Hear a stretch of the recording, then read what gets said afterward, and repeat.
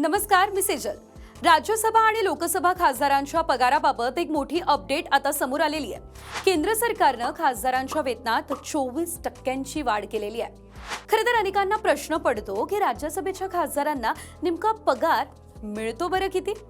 तर भारताच्या संसदेत 2 सभागृह आहेत, लोकसभा आणि राज्यसभा। दोन्ही सभागृहांच्या खासदारांना समान वेतन आणि भत्ते हे दिले जातात। आता खासदारांना दर महिन्याला 1,24,000 इतका मूलभूत पगार दिला जातो। याशिवाय त्यांना विविध भत्ते सुद्धा दिले जात असतात, जसं की 70,000 रुपये मतदारसंघ भत्ता, 60,000 रुपये कार्यालयीन आणि कर्मचारी भत्ता। म्हणजेच एकूण मासिक रक्कम साधारणतः 2.54 लाखांपर्यंत पोहोचते।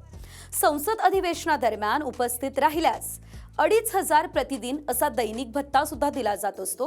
तर इतर सुविधा दिल्लीमध्ये अधिकृत निवास व्यवस्था किंवा मग भाडे भत्ता, मोफत सवलतीच्या दरात विमान आणि रेल्वे प्रवास, ठराविक मर्यादेपेक्षा टेलिफोन, वीज आणि पाणी सुविधा, हे सर्व काही दिलं जातं। माजी खासदारांसाठी 31,000 रुपये प्रतिमाह पेन्शन आणि 5 वर्षांपेक्षा जास्त सेवा असल्यास दर वर्षाला अतिरिक्त 2,500 रुपयांची वाढ केली जाते। ही वेतन रचना संसद सदस्य वेतन, भत्ते आणि पेन्शन कायदा अंतर्गत ठरवली जात असते आणि महागाईनुसार यामध्ये बदलही केले जात असतात। यावर खरं तर तुमचं मत काय आहे हे कमेंट करून नक्की सांगा।